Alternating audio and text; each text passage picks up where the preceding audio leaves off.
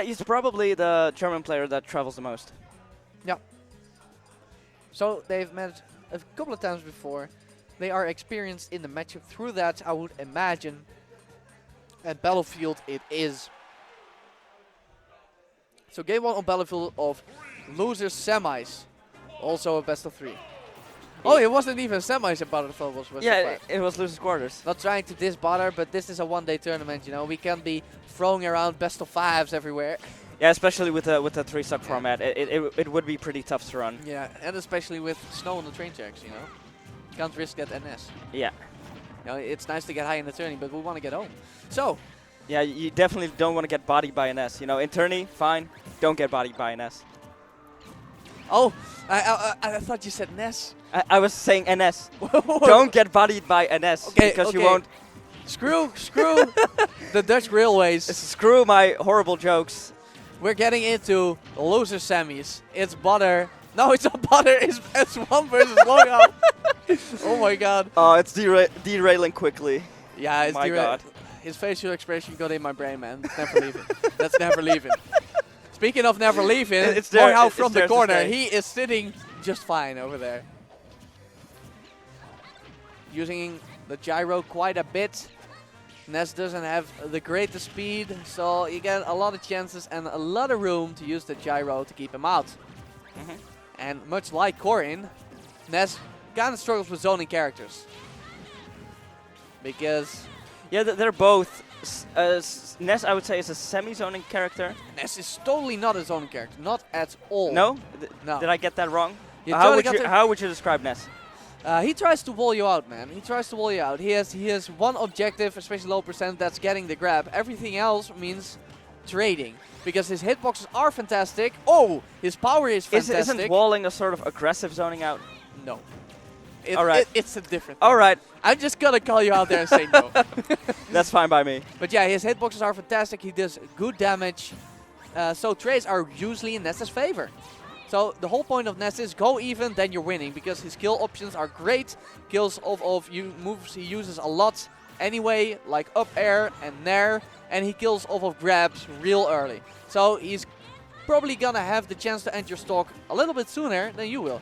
So if you're trading with Ness, you're winning. Yeah. And how do you trade? You try and wall him out.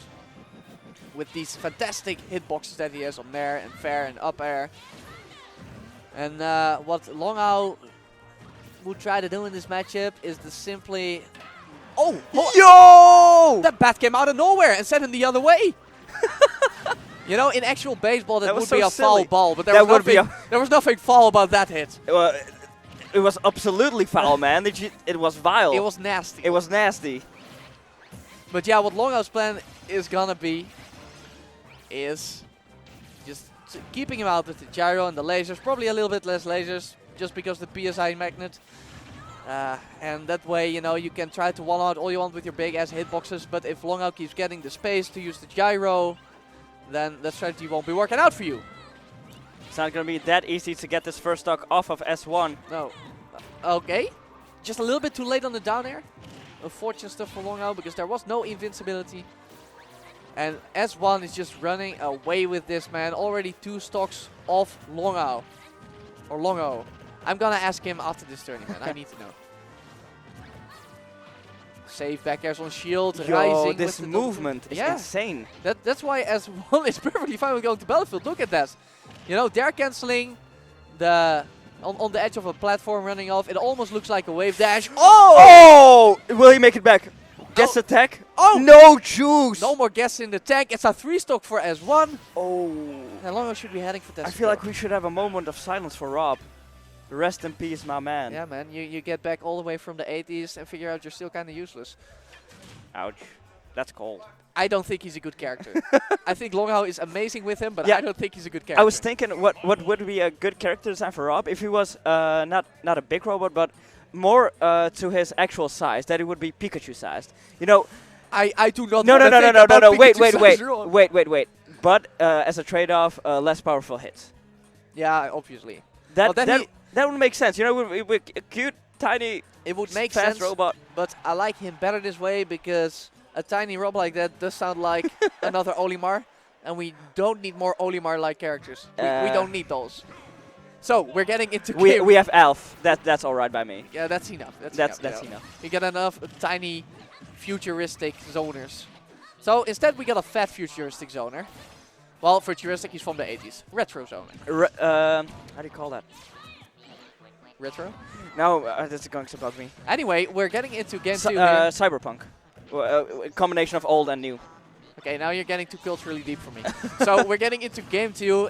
It's still Long0uw versus one of course. Long0uw took him to Town and City. Of course, trying to get those early kills of the B-boobs, even though Ness is probably one of the harder characters to actually get that done because of his excellent air dodge and his extreme floatiness. And just look at the percent deficit. As one corners him, he doesn't give him a lot of time and not a lot of room to set up his gyro play. And then, you know, he gets at you. And S1, he knows exactly what's safe on shield with Ness and what is not, you know. Yeah, as he should. You see a lot of hitboxes coming out and you think, yeah, I should be able to punish some of those. But instead, nope. You're just getting hit. Falling up air. You're either shielding or you're getting hit. It's hard, really hard to punish Ness's aerials the way S1 uses them. Rising bear, cross up air, stuff like that. Mix them all up together. You've got a deadly aerial kid. And even though approach isn't one of Ness's best aspects, you know, at least he's a complete air fighter. If you are primarily a character that fights in the air and fights on the ground, and approaches on the ground, then the gyro is extra tough to deal with because you have to jump over it. In Ness's case, even the drift on the air dodge couldn't save him right there. But in Ness's case, he's constantly short hopping, so he has a bit of an easier time getting past the gyro than more ground-based characters. Oh, there it is, the laser. But gets interrupted by Ness's Nair. Yeah, such a powerful move, man. It doesn't look too impressive, but it can kill and has quite a bit of damage. Oh, the laser is coming out a little bit more now, and I like it. It seems to be filling a hole in his zoning game plan that he had before. If you use the laser close range, then at least S1 won't be able to PSI magnet overreaction. Oh, was that a jab reset? But he didn't get popped up into the grill. He just laid there, just taking a nap underneath that barbecue.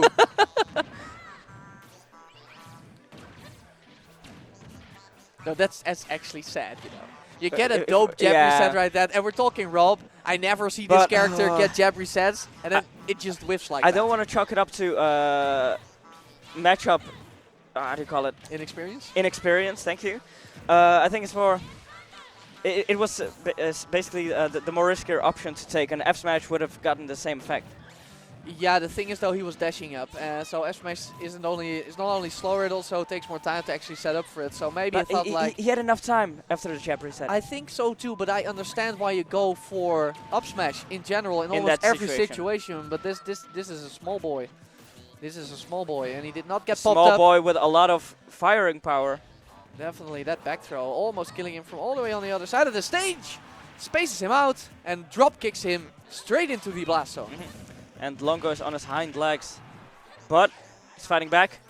And that is one of the hardest moves to DI in the game. And S1 got almost perfect DI on that, I'd say, you know. You usually see that move go straight up. Oh. Yo. Oh. R.O.B just desperately trying. Yeah, he's just trying to get away, man. It's like a horror movie. When they're running away. When they're running away from like a natural disaster or whatever, but you know they're not gonna make it. Speaking of not making it, and he waited long enough for the platform to move in and assist him in that kill. Yeah, of course, Rage is a bit of a comeback factor already, but Town City is like, yeah, no, that's not enough for me. Let me help you out. Let me slide right in and give you a bit of extra height for your up throw. Oh. Nice up air. Wow, it flat out stakes the stock. I'm always just a little bit surprised by how strong that upper is, and it ends the set. I didn't even have time to get an excited reaction.